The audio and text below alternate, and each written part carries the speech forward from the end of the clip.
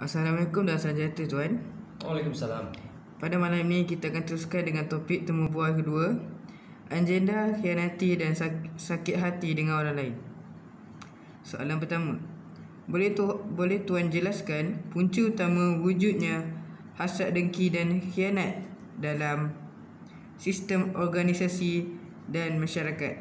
Baik, terima kasih terhadap soalan ini.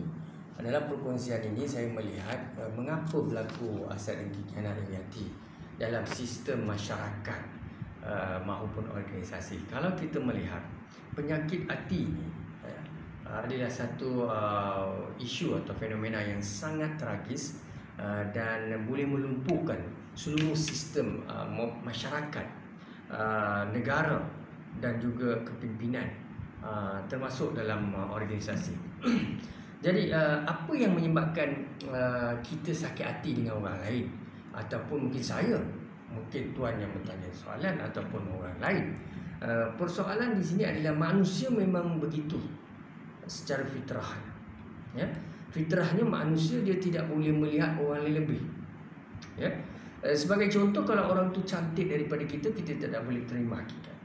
Kalau orang itu sihat, mungkin gebu, fit, mungkin kita rasa tidak selesa. Ataupun orang itu kaya, mempunyai pendapatan yang lumayan, jutawan, hartawan, usahawan, entrepreneur, kita tidak boleh terima. Dan mungkin orang itu juga seorang pemimpin terkenal, atau ketua masyarakat, presiden, ataupun pelajar yang cemerlang dalam akademik, kita tetap tidak dapat terima. Kalau individu berkaitan, ya, andai kata beliau seorang yang bahagia dalam rumah tangga, mempunyai anak, isteri dan sebagainya, juga begitu. Kita melihat kebahagiaan orang, kita duka lara. Dalam organisasi begitu juga. Kalau anugerah cemerlang, contoh ya, SKT tinggi dan sebagainya, federal, state, local government, ataupun syarikat swasta, kerajaan dan sebagainya, tetap ada cemburu, iri hati, ya, kenaikan pangkat, kepetahan bercakap, ilmu, dari segi mungkin orang itu mendapat anugerah gelaran dan sebagainya, pingat. Ini juga menyebabkan manusia tetap ada hasad dengki khianat iri hati ini. Jadi bagi saya penyakit hati ini satu perkara yang sangat sukar untuk dilestarikan atau ditangani, melainkan kita sentiasa bertaubat. Apabila kita bertaubat, kita istighfar, ya, Astaghfirullahalazim, Astaghfirullahalazim, Astaghfirullahalazim. Bila istighfar atau taubat, kita istighfar dalam solat ataupun agama lain, mereka ada cara mereka mesti mengabdikan diri dengan nawaitu, niatnya yang ikhlas. Sebab itu kadang-kadang kita rasa kita lebih baik daripada orang. Dan ada sikap-sikap yang saya melihat pakatan, kumpulan jamaah Ashabiyah kabilah ini, mereka bergerak dalam kumpulan. Bila mereka bergerak dalam kumpulan, mereka berkuasa, mempunyai jawatan, mandat, hierarki, maka 4-5 orang ini, orang-orang yang tidak suka dalam sistem itu, mereka akan jumutkan, mereka akan pinggirkan, kira-kira lah dengan fitnah ataupun mereka buat konspirasi.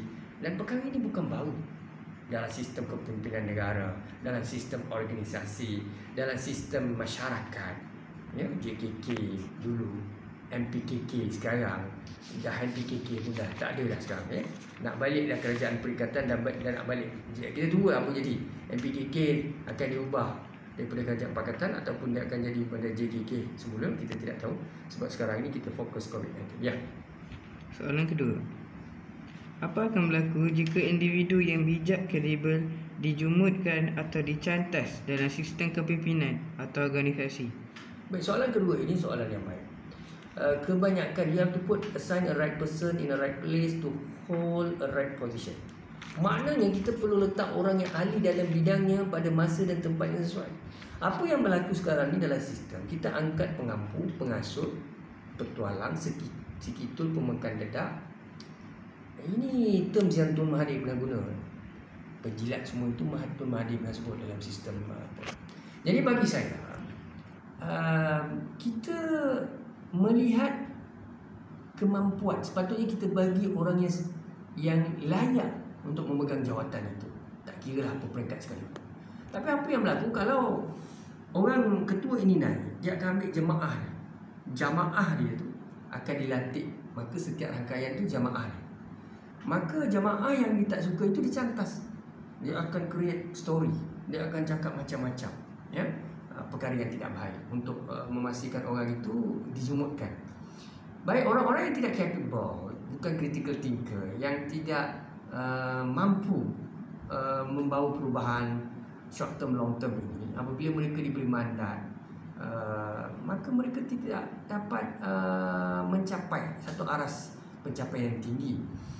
Dan kita pun tidak akan mengubah sistem itu ataupun stakeholders kita, kerana kita dikelilingi oleh ketua dan mereka-mereka yang jumut dan kabilah asabiah tadi, dan mereka telah membunuh kualiti individu-individu yang sebenarnya berkarisma, sebenarnya boleh menyumbang 2-3 kali lebih baik daripada orang-orang yang mereka kekalkan dalam sistem ini. Maka negara kita rugi. Dan state, federal, local government atau organisasi kita kehilangan pemimpin-pemimpin yang sepatutnya menjadi pemimpin mentadbir urus organisasi dan negara. Jadi apa yang berlaku? Hari ini kalau satu pihak itu naik, dia akan letak orang mereka, walaupun mereka ini tidaklah kritikal, bijak dan karisma. Begitu juga kumpulan lain-lain, mereka akan letaklah orang-orang mereka yang hanya dinaikkan sebab pengampu, pengasuh. Ya.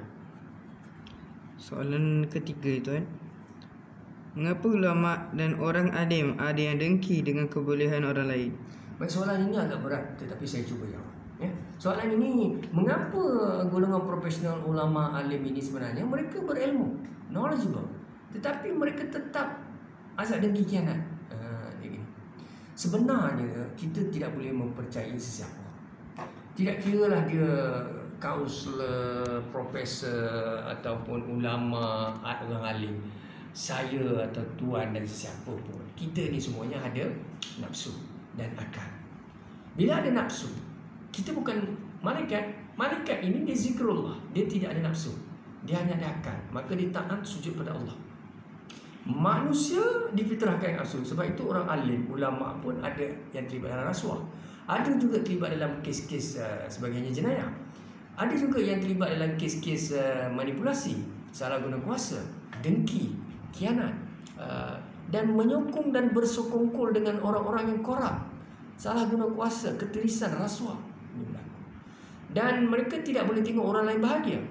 Kalau orang alim yang baik, yang pergi umrah, yang pergi haji, yang jaga solat, yang khatam Quran semua, kalau betul berserah pada Allah Subhanahu Wa Taala, istighfar selalu, mereka sangat lestari seperti mana Nabi SAW, seperti mana Allahyarham Tuan Guru Ni Aziz.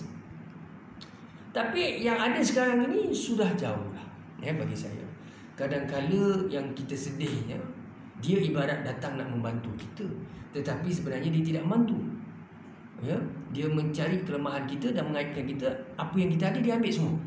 Itulah manusia yang bertopengkan agama. Dan saya tidak fitnah sesiapa, tapi saya rasa biar hukum alam yang menentukan.